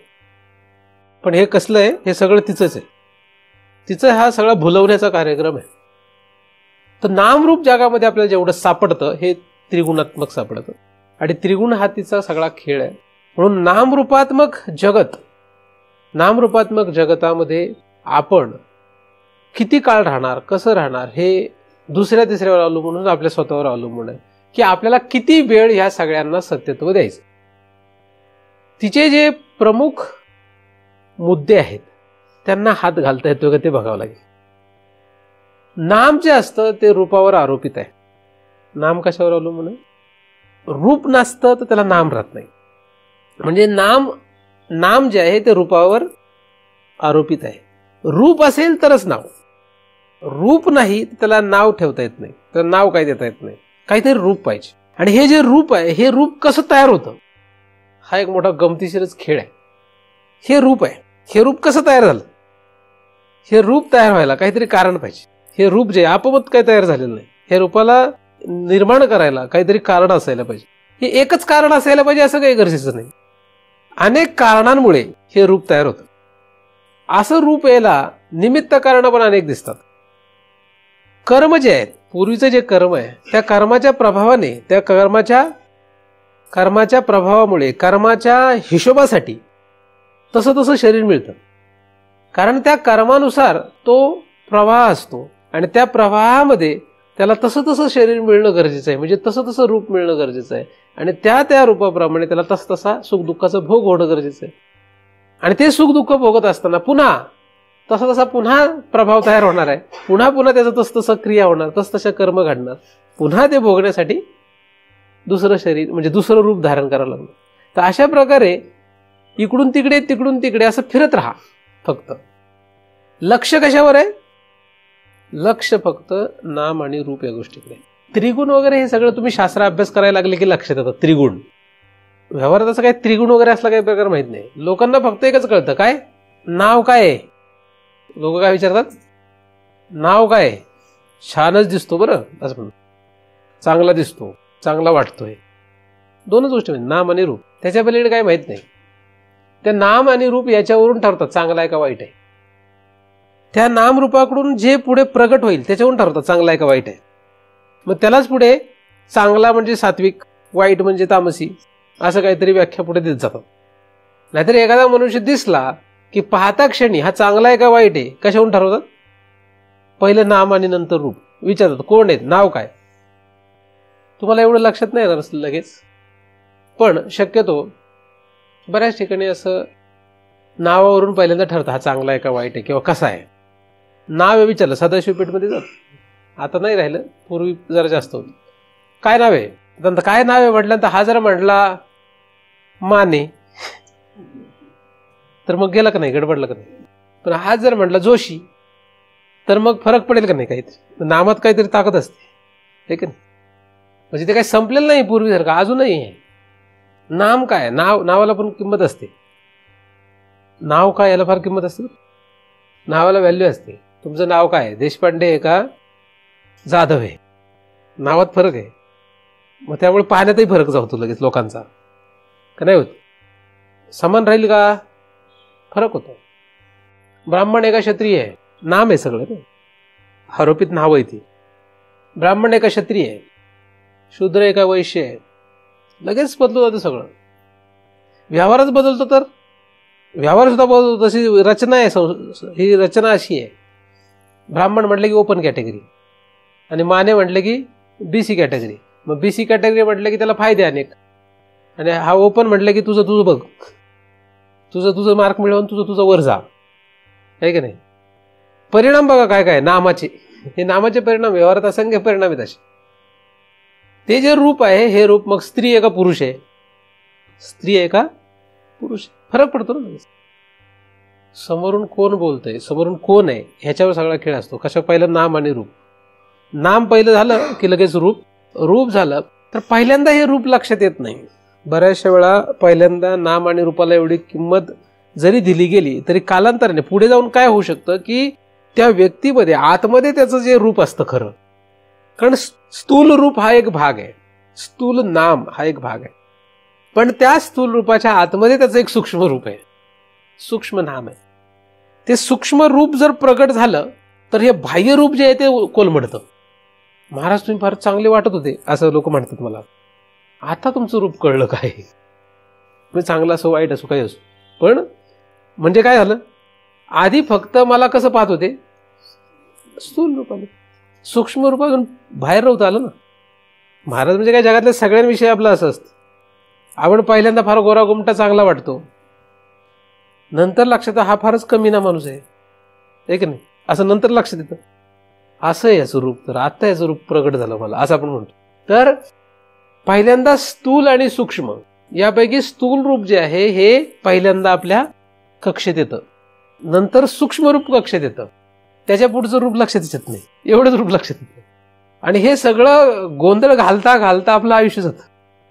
आपण काय करतोय, फक्त जेवढे पदार्थ आपल्याला उपयोगाला येण्याची शक्यता वाटते तेवढ्यानं गोळा करत बसलोय, आणि त्या पदार्थांच्या नादाला लागून त्याचेच विचार, त्याच क्रिया, आणि हे सगळं करत करत करत मरणार आहोत. फक्त गोळा करत चाललोय आपण, नुसतं गोळा करून गप बसलो नाही, त्याचं रूप लक्षात घेतोय, पदार्थ बदलत चाललोय, त्याचं रूप लक्षात घेतो, त्याचं नाम लक्षात घेतो, असं करता करता करता करता मरतो. कितीही शहाणा झाला तरी ह्याला शेवटी हे पुरुष आहे नाही का, ह्याला म्हणतात पुरुष, हे पुरुष हे रूप आहे. कितीही शहाणा झाला तरी मरेपर्यंत मी पुरुष नाही असं म्हणेल काय, मरताना सुद्धा तो तोच समजतो की मी पुरुष आहे, काय समजून मरतो. त्याला जर मरताना कोणी चुकून माझ्यासारखा माणूस गेला, तो मरायला लागला आणि सगळ्या लोकांना तिथे उभं राहून म्हटला आता हा मेला ना, ह्याला साडी घाला आणि साडी घालून जाळा, आता मरायला लागलाय बरं, आणि मी जर चुकून म्हटलोच तिथे जाऊन सगळ्या लोकांना आजूबाजूच्या हा मरायला लागलाय, आणि त्याला सगळ्या लोकांना जर सांगितलं आता हा मेल्यानंतर काय करायचं, त्याला चांगला सजवायचा साडी घालून, सुवासीन कशी मरती तसं सजवायचं आणि ह्याला जाळायचा, तो मरल का, तो मरणारच नाही. तो काय लावलंय, पुरुष आहे मी. रूप किती भयंकर असतं, रूपाचा प्रभाव किती आहे जमलं का. आता एखादी स्त्री आहे, आयुष्यभर समजा नऊवारी साडी घालून जगली असं धरून, आता मारायला लागली, आता मारताना चुकून मी पुन्हा तिथे पोचलो आणि सगळ्या लोकांच्या समोर तिला सांगितलं की ही मेली की हिला पॅन्ट शर्ट घाला आणि जाळा. साडीचं रूप असतं एक, ते रूप इतकं बसलंय चिटकून भूतासारखं. साडी हे काय, साडी एक रूप आहे, ते रूप तिच्या मानगुटी एवढं बसलंय की तिला जर म्हटलं मेलेल्या प्रेताला सुद्धा जर पॅन्ट शर्ट घालायचं म्हटलं तर ती ऐकल का? ते म्हणे नाही मेलेली बरी, मरणारच नाही मी असं म्हणेल. होईल का नाही? तो प्रभाव आहे त्याचा. भयंकर परिस्थिती. कुठलं रूप कसं मानगुटावर बसेल हे सांगता येत नाही. कुठलं रूप आपल्या मानगुटावर बसेल हे सांगता येत नाही. कुठलं नाम आपल्या मानगुटावर बसेल हे सांगता येत नाही. एक का दोन, किती म्हणजे वर्णन करत राहू या जगामध्ये. काय किती पदार्थ आहेत, किती रूप आहेत, किती त्याला नाम आहेत, यांच्यापासून निर्माण होणारे कितीतरी विचार, कितीतरी क्रिया, ह्यामध्ये गोंधळून गेलोय आपण. नुसतं ते करण्यामध्येच आपल्याला सत्यत्व वाटतंय. आणि यांच्याकडे लक्ष दिल्यामुळे यांच्यामध्येच आपल्याला प्रियत्व अप्रियत्व तयार होत राहते. जो पदार्थ आपल्याला नामरूपात्मक, जो पदार्थ आपल्याला आपल्या कक्षेत आल्यानंतर प्रिय वाटतो, त्याच्यापासून आपल्याला सुख होतं, त्या पदार्थाच्या सान्निध्यात आपण बराच काळ घालवण्याचा प्रयत्न करतो. दुःख झालं त्याच्यापासून दूर जातो. किंवा काही सुखरूप वाटलेले पदार्थ सुद्धा कायमच आपल्या सोबत राहतात असंही काही नाही. काही दुःखकारक पदार्थ असतात, ते नको असताना सुद्धा कायमच सोबत राहण्याची शक्यता असते. बरोबर का नाही? तर अशी भयानक परिस्थिती आहे. तर हेच पदार्थ काय होतात, आपल्याला प्रिय वाटतात. हे सगळे पदार्थ प्रिय आहेत. कोण कुठून कसा कुठे जाईल काही हिशोब नाही. पण रात्रंदिवस आपण दोनच शब्दांच्या खरं तर पाठीमागे आहोत. एक तर नाम, एक तर रूप. वैकुंठ फक्त ऐकला होता, पाहता आला तर चांगलंच आहे असं वाटतं. म्हणजे रूप पण. वैकुंठ कसं आहे? वैकुंठ हा फक्त ऐकलेला पदार्थ आहे, पाहता आला तर चांगलंच. अमेरिका फक्त काय? ऐकलेला पदार्थ. अमेरिकेत जाता आलं तर चांगलंच. नुसतं जाता आलं म्हणजे होत नाही. तिथे गेल्या मग पुढं तिथले जे काही भोग असतील ते भोगता आले तर तुम्हाला फक्त वैकुंठ पाहता आलं म्हणजे चालेल का? नाही. वैकुंठात गेल्या तर वैकुंठातले भोग जे असतील ते भोगता आले तर चांगलंच. म्हणजे एखादा पदार्थ त्याचं नाम आपल्याला माहीत असेल तर त्याच्या रूपापर्यंत आपल्याला जाण्याची धडपड असते. पण हे सगळे जे पदार्थ नामरूपात्मक आहेत, त्रिलोक जो नामरूपात्मक आहे, या त्रिलोकाविषयी प्रियत्व ठेवून आपण आपल्या आत्मस्वरूपापासून वंचित राहतोय. म्हणून या त्रिलोकाविषयी विरक्ती तयार झाल्याशिवाय हा ब्रह्माचा किंवा आत्म्याचा विषय नाही आहे. त्रिलोकाविषयी विरक्ती पाहिजे. त्रिलोकाविषयी घेणं देणंच नाही पाहिजे. अहो महाराज, तुम्ही फार मोठ्या गोष्टी नका करू. लोक मला म्हणतात तुमचं हे ऐकत बसलो तर आमच्या बायकोचं लोक कोण सांभाळणार? चिंता कसली असते. मला एक जण म्हणे, तुम्ही बोलता फार छान वाटतं, मस्त वाटतं, एकदम फार एकदम असं वेदांत वगैरे फार फार म्हणजे एकदम असं वाटतं की आता काय फार छान वाटतं. ते सगळं खरं आहे हो, पण तुम्ही म्हणता ते ऐकलं तर आमच्या बायकोला सांभाळणार कोण? आमच्या पोराबाळांना कोण सांभाळणार? आता तुम्हाला ऐकायला बरं वाटणार आहे, पण चिंता कसली आहे तुमच्या आतमध्ये? नाही आहे का? म्हणजे खरं सांगा, चिंता कसली आहे? बायको पोराबाळांची काही लोक म्हणतील नाही आम्हाला चिंता, जरा काही हट्टी असतात, म्हणतात त्यांना शरीराची असते, ह्याची असते, त्यांच्या आतमध्ये असलेल्या विचारांची असते. तुम्ही माझं सगळं ऐकाल, बायको सोडाल, पोरं सोडाल, धन सोडाल, शरीरही सोडायला तयार व्हाल, पण तुमच्या आतमध्ये काही विचार आहेत. त्या विचारांना सुद्धा या 3 गुणांचा स्पर्श आहे, किंवा ते विचार सुद्धा त्रिगुणात्मक आहेत. त्या विचारांना सोडाल. तुम्ही विचारांना धरून बसलेत, हे असं असं असतं, त्याच्या विरुद्ध जर महाराजांनी काही सांगितलं ते म्हणले हे बघ कोणाच्या मर्मावर बोट लागेल हे सांगता येते का? विचार सुद्धा काय आहे? ते सुद्धा तुमची लेकरच आहेत. तुमचे विचार सुद्धा कोण आहेत? तुमची लेकरं आहेत. जसा एखादा आपल्या बायकोला सोडू शकत नाही, मुलाबाळांना सोडू शकत नाही, तसे काही लोक त्या विचारांना नाही सोडू शकत. त्या विचारांच्या कक्षेच्या बाहेर तुम्ही येतच नाही, येणार नाहीत. तुम्ही फक्त इथे येऊन हे तपासताय की महाराज आमच्या विचाराशी जुळणारे बोलतायत का नाही. नव्हे, आपण ग्रंथ जेव्हा वाचतो तेव्हा तेच शोधतो की आपल्या विचाराशी कुठं जुळतोय का. तो जुळलात काय ग्रंथ आहे, मग नाही जुळत हे ग्रंथ आहे काय. त्यामुळे आपण कशाला धरून बसलोय? त्रिगुणात्मक जगाला धरून बसलोय. आत्म्याच्या ठिकाणी ग्रंथ नाही, काही नाही. आत्म्याच्या ठिकाणी ग्रंथ पण नाही. त्याच्यामुळे आपले विचार, त्या विचाराला सुद्धा सोडता येते का? बघा, फार अवघड आहे. कारण ही आपले जे विचार बनलेत, आपले जे विचार बनले ते अनंत जन्मांचा परिणाम आहे. त्यामुळे ते इतक्या सहजासहजी बदलता येणं शक्य नाही आहे. अहो, जे लोक बायको सोडू शकत नाही, नवरा सोडू शकत नाही, किंवा संपत्ती सोडू शकत नाही, त्या लोक विचार कसे सोडू शकतील? हा मोठा प्रश्न आहे. काय त्यांचा विचार बदलणं किती अवघड आहे. त्यांना म्हटलं तुमचे अनंत जन्मांचा विचार सोड, तर फार अवघड आहे. काय काय लोक त्याच्यापेक्षा बहादर आहेत. ते मला म्हणतात आम्ही आमचे विचार आहे ना, आमचे विचार बदलू शकतो, पण हे बाहेरचं नाही सोडू शकत. काय म्हणतात हे सगळं सोडीन पण विचार नाही सोडीन. कसे असतात?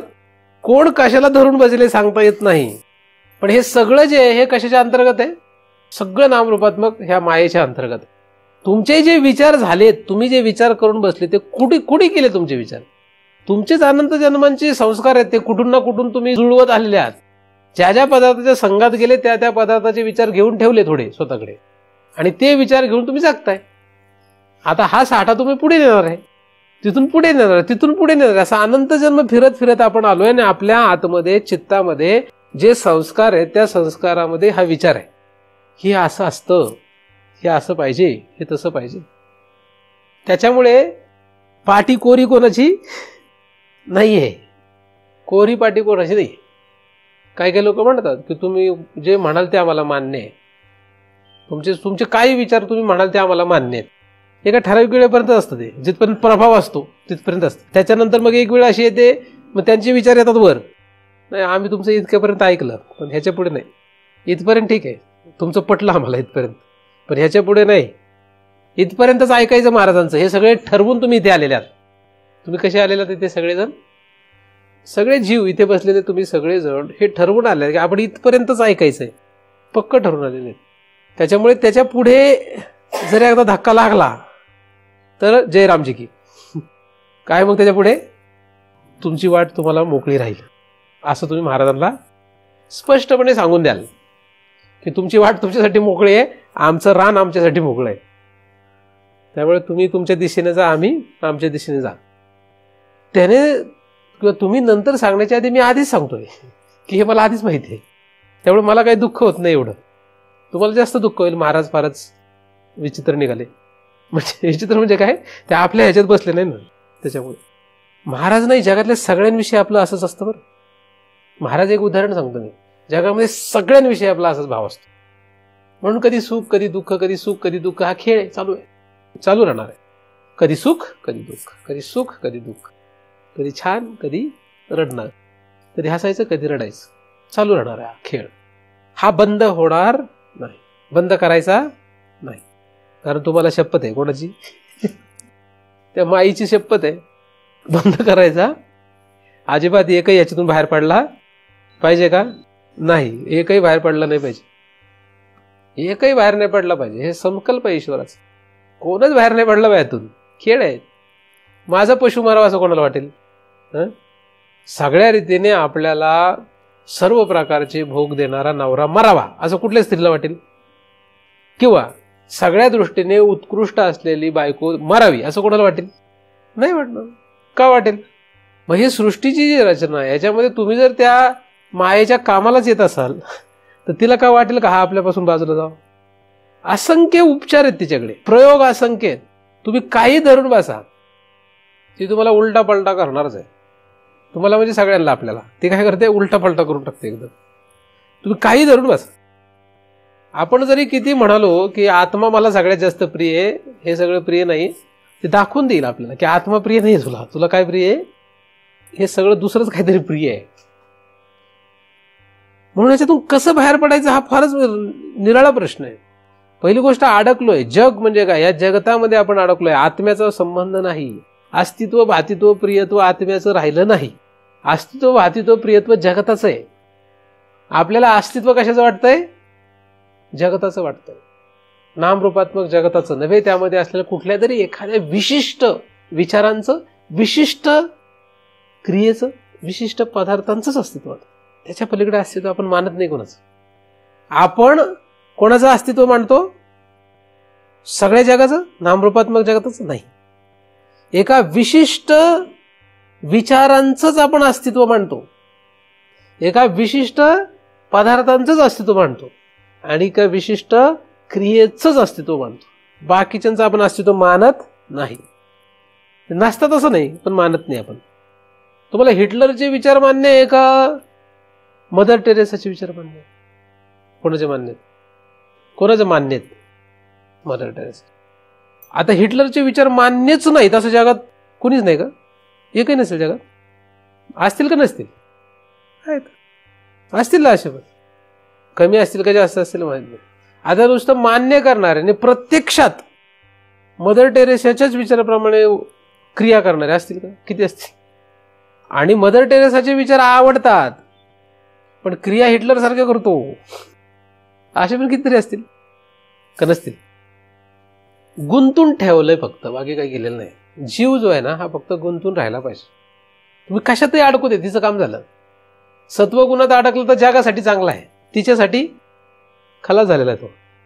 सत्वगुणामध्ये एखादा जीव अडकला तर जगासाठी तो चांगला, पण तिच्यासाठी त्याचा खेळ खल्लास आहे. एखादा तमगुणात अडकला तर जगासाठी तो वाईट आहे, तिच्यासाठी विश्वरूपाला चांगला का वाईट असं काही दिसतं का समोर? नाही. विश्वरूप जरा वर गेला, आपण तिकडे नको जायला, खाली येऊ. नियतीला, नियती माहिती आहे ना, नियती हे तिचं एक रूप आहे, तिचं एक अंग आहे. काळ हे तिचं एक अंग आहे. ही नियती जी आहे, या नियतीला कोण चांगलं वाटतं, कोण चांगलं नाही वाटत, तिला कोण आवडतं कोण आवडत नाही. नियतीला, काळाला कोण आवडतं कोण आवडत नाही. कोण आवडतं? मृत्यूला कोण आवडतं? कोण आवडतं मृत्यूला? म्हणजे नियतीला कोण आवडतं? सगळेच, कोणी सोडत नाही, ते सगळ्यांना आवडतं. चांगलं वाईट असं काही नसतं. त्यांचं काम झालं पाहिजे, फक्त त्याचं पोट भरलं पाहिजे. मृत्यूचे आघवेची अन्न. किती अन्न आहे? आघवेची अन्न. त्यांना काही नाहीये चांगलं का वाईट, त्यांच्यासाठी त्यांचं पोट भरलं झालं. ज्याचं जे अन्न असतं त्याला ते सगळं काही असू त्याच्यासाठी ते चांगलंच आहे, त्याचं पोट भरतंय त्याच्यावर.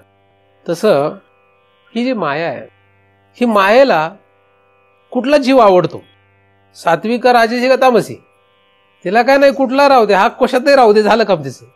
तो सत्वत राहू का राजसमध्ये राहू का तामसमध्ये राहू. म्हणजे मायेला सात्विक माणूस आवडतो का राजसी आवडतो का तामसी आवडतो असं म्हटलं तर तिला काय नाही, तिन्ही तिच्यासाठी अन्नच आहे. ती काही जगले पाहिजे तिच्यासाठी. आपल्याला वाटतं चांगली चांगली माणसं जागावं, वाईट वाईट सगळी मारावीत. तिला तिच्यासाठी तसं नाही. आपल्याला वाटतं ना सगळे मच्छर मरून जावेत, है ना, सगळी डुकरं मरून जावेत म्हणजे स्वाईन फ्लू होत नाही, आपल्याला वाटतं. तिला नाही वाटत तसं. ते तिला वाटतं कसं काही, तिच्यासाठी सगळे पाहिजेत तिला. अत्यंत विषारीतला विषारी साप पण तिला हवाच आहे. मायेच्या अंतर्गत हे सगळे, हे सगळ्यांना पाहिजे. तिचे सगळे हेतू आहेत. हे सगळं चालवलंय ना, हे फार गमतीशीर खेळ आहे ना. हा कुठपर्यंत चालणार आहे? तिथपर्यंत चालणार आहे जिथपर्यंत तुम्ही या रामरूपात्मक जगतामधल्या कुठल्या तरी पदार्थांमध्ये प्रियत्व ठेवून राहणार आहे. ज्याच्यात आपण प्रियत्व ठेवतो त्याच्यातच आपलं अस्तित्व असतं. आपण ज्याच्यात प्रियत्व ठेवतो त्याच्यातच आपलं अस्तित्व असतं. एखाद्याला बायको प्रिय असेल, त्याचं अस्तित्व काय असतं? बायको हेच त्याचं अस्तित्व असतं, त्याला दुसरं काही सुचत नाही. तो जगात जगत असतो, पण असतो कुठं? असतो कुठे कायम? बायकोतच असतो. एखादा धनात प्रियत्व असेल तर तो असतो कुठे? तो दिसतो जगात, दिसतो बायका मुलात, पण असतो कुठे? धनप्रिय असणारा मनुष्य दिसतो बायका मुलात, पण असतो कुठे? तो धनात असतो कायम. तर या नामरूपात्मक जगतापैकी तुम्ही कशातही गुंतून राहा, याच्यातून बाहेर पडता येणार नाही. तुम्ही तुमच्या त्या विशिष्ट विचारांमध्ये गुंतून राहा, विशिष्ट क्रियेमध्ये गुंतून राहा, विशिष्ट पदार्थामध्ये गुंतून राहा, नामरूपात्मक जगतातच गुंतून आहात. म्हणून आता कुठलाही पदार्थ, कुठलाही विचार आणि कुठल्याही क्रिया यांच्यापासून परांगमुख होता आलं पाहिजे. आता कुठला विचार नाही, आता कुठला पदार्थ नाही आणि आता कुठली क्रिया नाही, या तिघांनाही पहिल्यांदा सोडलं पाहिजे. अवघड आहे. ह्या सगळ्यांना सोडलं पाहिजे, ह्या सगळ्यांचा विचार बंद करायला पाहिजे पहिला. ही जी प्रक्रिया आहे, म्हणजे ह्याच्यातून बाहेर पडण्याची प्रक्रिया, ही फार गमतीशीर आहे. गमतीशीर म्हणजे कशी, ही लक्षातच नाही येऊ शकत कोणाला, अशी आहे. कारण ह्याच्यातून बाहेर पडायचं तर कसं पडणार, हा मोठा प्रश्न आहे. कारण काही लोकांना सांगितलं की सत्वगुणात गेलं की बाहेर पडता येते, म्हणून लोक सत्वगुणात प्रयत्न करतात स्वर्गाला जातात, प्रयत्न करतात तर रज आणि तमगुणात परत ओढले जातात. गमतीशीर आहे पूर्ण सगळं. कुठून कसा बाहेर पडायचं हे कळतच नाही. भूलभुलैया, कसं बाहेर पडावं याच्यातून, हा मोठा प्रश्नच आहे. पदार्थ, क्रिया आणि विचार हे बाजूला ठेवून या. नामरूपात्मक जगताचा विषय बाजूला ठेवून या. तुम्ही बोलत असलेल्या गोष्टी नामरूपात्मक जगताच्या अंतर्गत येत असतील तर काहीही उपयोग नाही. हे बाजूला ठेवा पहिलं. चांगलं वाईट हे तुमच्या घरी ठेवा. वेदांत काय सांगतं? वेदांत सांगतं हे तुमच्या घरी ठेवा. कुठे ठेवा? हे चांगलं आहे, वाईट आहे, हे शुभ आहे, अशुभ आहे, कुठे ठेवायचं? घरी ठेवायचं तिकडे, म्हणजे प्रकृतीकडे ठेवायचं. घरी म्हणजे तिचं ते घर, यांचं घर कुठं आहे? प्रकृती. लावणी प्रकृतीच्या माने, हे सगळं प्रकृतीकडे ठेवायचं. इकडे काय आणायचं नाही. ते इकडे आणलं तर इकडे येऊनही तुमचा काही उपयोग नाही. म्हणून जे खरा वेदांत, या वेदांताकडे जो कोणी येईल त्याला हे सगळं पहिल्यांदा सोडावंच लागतं. पहिल्यांदा सोडूनच यावं लागतं. फक्त सोडला आणि जगात वावरायला लागला तर त्याला काही कळणार नाही कुठून कसं जायचं, सैर बहिर होऊन जाईल. आणि मग तो नरकाला जाईल का कुठं जाईल हे पण नाही सांगता येत. त्यामुळे वेदांत ही जी गोष्ट आहे ही काय आहे? वेदांत ही गोष्ट तुम्हाला आत्म्यापर्यंत पोहोचवणारी आहे, आत्मा प्रिय आहे हे शिकवणारी आहे. धर्मशास्त्र जे हे शिकवत नाही. धर्मशास्त्राने कधीही मुक्ती होऊ शकत नाही, असा वेदांताचा ठाम निश्चय आहे. पण धर्मशास्त्र जे आहे ते धर्मशास्त्रवान लोक जे असतात, धर्मशास्त्र पंडित जे आहेत, हे लोक काय करणार आहेत? ते याच्यावर आक्षेप घेऊन तुम्हाला नामरूपात्मक जगतामध्ये गुंतून ठेवणार आहे. आणि त्यांची चूक नाहीये. पोरगा जर जाऊन दारू पिला किंवा सिगरेट पिला तर त्याच्या मित्राची चूक नसते. आपलं म्हणतो ते मित्राने त्याला नेलं. आई समजावून काय सांगते बापाला? अहो ते मित्रामुळे गेला, तो मित्रामुळे नाही गेला, तो त्यालाच जायचं होतं. मित्र हा फक्त त्याला निमित्त घडलाय, तो त्याचा गुणच येतो, ते जाणारच होते ते. हे जसं आहे तसंच धर्मशास्त्रवाल्यांनी तुम्हाला हे करायला लावलं ते करायला लावलं, धर्मशास्त्राची काही चूक नाहीये, धर्ममार्तंडांची काही चूक नाहीये. तुमच्यामध्ये ते आधी गुण आहेत, ते तुम्हाला कुठेतरी त्या नामरूपात्मक त्रिगुणात्मक जगताशी घेणं देणं आहे, म्हणून तुम्ही तिकडे जा. ह्या तीन जगात, या तीन लोकात मला कुठंच जागा नकोय, कुठंच नकोय असा जेव्हा विचार येईल, कुठंच आपल्याला नको जागा, काही नाही, कोणी आपल्याला विचारलं नाही चालतंय, काही नको, आपलं कसलंच अस्तित्व नको, आपल्याला नामरूपात्मक अस्तित्वच नको. नामरूपात्मक अस्तित्वच संपवायचंय. नामरूपात्मक अस्तित्व संपवण्याची तीव्र इच्छा निर्माण झाली की तोच मुमुक्षू आहे. पण आपल्याला वाटतं की आपलं नामरूप पाहिजे, चांगलं वाईट दोन्ही. नामरूपात म्हटलं की काय काय त्याच्यात मी आधी सांगितलंच आहे तुम्हाला. त्यामुळे चांगलं का वाईट हा प्रश्नच नाही आपला. आपल्याला नामरूपात्मक अस्तित्व जे आहे ते चांगलं का वाईट हा प्रश्नच नाही. पण आपल्याला रात्रंदिवस काळजी असते की चांगलं चांगलं म्हटलं पाहिजे, आपलं नाव राहिलं पाहिजे चांगलं. आपल्या लोकांनी काय असं म्हटलं पाहिजे? चांगलं म्हटलं पाहिजे. मग काय काही लोकांना म्हणतात जाऊ दे, काय वाईट तर वाईट, त्याला काय होतं? वाईट का चांगलं हा दोन्ही प्रश्न नाही आपला. पाप का पुण्य हा आपला प्रश्न नाही, चांगलं का वाईट हा प्रश्न नाही.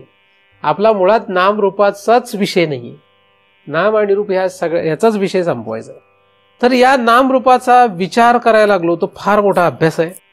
नामरूप जे आहे हे स्थूल आणि सूक्ष्म असतं. नामरूप जे आहे हे त्रिगुणात्मक असतं. नामरूप जे आहे हे पंचीकृत अपंचीकृत भूतात्मक आहे. नामरूप जे आहे हे खिळवून ठेवणार आहे. नामरूपानेच विचार, क्रिया आणि पदार्थ जगलेले आहेत. नामरूप जे आहेत हे नामरूपच या मायेचं अंग आहे. यालाच जगत असं म्हणतात. जगामध्ये जगणं जे आहे ते आपल्याला हवं आहे का नाही हा आपला प्रश्न आहे. तुम्हाला जर जगामध्ये जगायचं असेल तर तुमच्यासाठी आत्मा हा विषय नाही आहे. जर तुम्हाला जगामध्ये जगण्याची काही इच्छा नाही, जगाशी घेणं देणं नाही आहे, तर तुम्हाला आत्म्याचा विषय कदाचित लक्षात येण्याची शक्यता आहे. तर आत्म्याच्या विषयाकडे जाता यावं म्हणजे आत्मा हा आपला विषय असावा, हा एक भाग आहे. आणि जग किंवा जगातलं काहीतरी आपला विषय असावा हा दुसरा भाग आहे. परमार्थ करणारी लोक सुद्धा जगातल्या कसल्या जरी विषयाला विषय करतायत. वैकुंठाधिपतीला जरी विषय केला तरी तो जगाचा एक भाग आहे. वैकुंठाधिपती सुद्धा ज्याचा धावा करतो तो आपला विषय आहे. आपला विषय काय आहे? तुमचा विषय काय तुम्ही ठरवायचंय. जग हा तुमचा विषय का आत्मा हा तुमचा विषय? पण आत्मा हा लगेचच आपल्याला विषय करता येणार नाहीये, कारण की जग हा आपला विषय अनंत जन्मांपासून आहे. आणि या जगामध्ये या जगाची जी नीट ओळख आहे ती अशी आहे, जेवढा आपण विचार करत आलो, त्रिगुणात्मक, पंचकृत पंचमहाभूतात्मक, अपंचकृत पंचमहाभूतात्मक, विचार रूप, क्रिया रूप, पदार्थ रूप, असं हे जग सगळं कसं थैमान घालून बसलेलं आहे. आणि यापैकी कशाला तरी आपण धरून बसलोय. आणि यातल्या फक्त काही ठराविक पदार्थांनाच आपण आपलं म्हणत चाललोय. त्यांना माझं म्हणणं हे तर फारच दुर्दैवाची गोष्ट आहे. ते तर काही त्याला किंमतच नाही. हे माझं आहे माझं आहे म्हणून. आणि याला सुद्धा आपण किती चिटकून बसलो, या सगळ्यांना किती चिटकून बसलो. इतका भयानक हा खेळ आहे की ह्याच्यातून कसं वाचणार, कोण वाचवणार आपल्याला, कोण वाचू शकतो हे कळण्यासाठी मात्र फार फार म्हणजे फार पुण्य पाहिजे. तरच आपल्याला हे लक्षात येऊ शकतं की आपण ह्याच्यातून कसे वाचू, तरच आपल्याला योग्य असं शास्त्र आणि योग्य असे मार्गदर्शक भेटू शकतात. आपण ज्या शास्त्राचा अभ्यास करतो आहोत हे नक्कीच असं शास्त्र आहे की ज्या शास्त्राच्या द्वारे आपल्याला या जगतामधून बाहेर पडून आत्म्यापर्यंतचा प्रवास करता येऊ शकतो. आत्मा लक्षात आल्यानंतर जग आपल्यासाठी काही राहणार नाही. ज्यांच्यासाठी जग राहतं त्यांच्यासाठी जग राहू देत, पण आपल्यासाठी काही जग राहणार नाही. जग राहणार नाही म्हणजे जन राहणार नाही आणि आपल्यासाठी फक्त जनार्दन राहील, म्हणजे फक्त आत्मा राहील. तर माझं जगणं हे फक्त आत्म्यासाठी आहे. तुम्हाला असं वाटत असेल मी तुमच्यासाठी जगतोय, बायकोला वाटू देत की तिच्यासाठी मी जगतोय, पण मी तिच्यासाठी जगत नाही, मी माझ्यासाठी जगतोय. हे जर स्वतःला स्पष्ट असेल तर एक बायको असली काय 10 पोरं असली काय फरक पडत नाही. पण तिच्यासाठी जगतोय असं जर एक बिंदू मात्र जरी कुठे शिल्लक राहिलं तर तुम्हाला कोणीच जगातून या वाचू शकत नाही. तिच्यासाठी, ती आपल्यासाठी, आपण तिच्यासाठी, आणि तिच्यासाठी तो आपल्यासाठी आहे, मी त्याच्यासाठी नाही. हे तिने लक्षात घेतलं पाहिजे, हे त्याने लक्षात घेतलं पाहिजे. आणि असं जर घडलं तर लोक मला मारतील, तुम्ही आमचं सगळं खेळखंडोबा करून टाकला आहे की नाही. कोणासाठी काय आहे? माझ्यासाठी सगळं जग आहे. जगासाठी मी जरी दिसत असलो तरी, पण हे एवढ्या व्याप्तीवर जाऊ नका. आपली व्याप्ती फार कमी आहे, आपण कमी एरियामध्ये येऊ, कमी जागेवरच मर्यादित जागेतच येऊया. मर्यादित विचार, मर्यादित पदार्थ, मर्यादित क्रिया यांचाच फक्त विचार करा आणि त्याच्यातून हे सगळं जे ते या माझ्या आत्म्यासाठी हे लक्षात घ्या, या मज आत्म्यासाठी ते लक्षात घ्या. पण हे एकदम लक्षात नाही येणार, त्यासाठी आधी इकडचं जे काही कंजाळ आहे ते थोडंसं साफ करत राहावं, आणि हे साफ केलं की मग इकडचा प्रवास करता येऊ शकतो. असो, जग म्हणजे काय? जग म्हणजे नामरूप. नामरूप म्हणजे काय? तर या नामरूपाचा हा असा सगळा पसारा आहे. नामरूप अस्तिभाती प्रिय, अस्तिभाती प्रिय बाजूला गेलंय आणि नामरूपाला महत्व आलंय. जिथपर्यंत नामरूप आहे तिथपर्यंत अस्तिभाती प्रियचा काहीही विषय असू शकत नाही. कारण एकतर जग किंवा एकतर जनार्दन. कारण स्वस्ती श्री वटेशू जो लपोनी जगदाभासू दावी मग ग्रासू प्रगटला करे. त्यामुळे दोन्हीपैकी एकच राहणार आहे. एक तर जग राहील, नाही तर एक तर जनार्दन राहील. आता आपण कुठे आहे? आता आपण जगामध्ये. मग या जगाचा निकाल लावला पाहिजे. हे जग कुठं जायचं, कुठं घालवायचं, याला काय करायचं हे लक्षात घेतलं पाहिजे. आपला फक्त विषय बदलायचा आहे, पदार्थ बदलणार नाही. आपला फक्त जो भ्रम आहे तेवढा काढायचा आहे. आपला जो चुकीचा भाव आहे तो फक्त काढायचा आहे. आणि तो काढण्यासाठी जे काही करावं लागेल ते करा. त्या आत्म्यापर्यंत पोहोचण्यासाठी आपल्याला जे काही साधन योग्य असेल त्या साधनांचा आपल्याला अवलंब करता यावा, यासाठी तो परम कृपाळू भगवंत आपणा सर्वांवरच कृपा करोत अशी त्याची चरणी प्रार्थना करतो. आणि त्याच्या कृपेनेच निर्माण झालेले चिंतन त्याच्याच चरणी अर्पण करून येथेच पूर्ण विराम.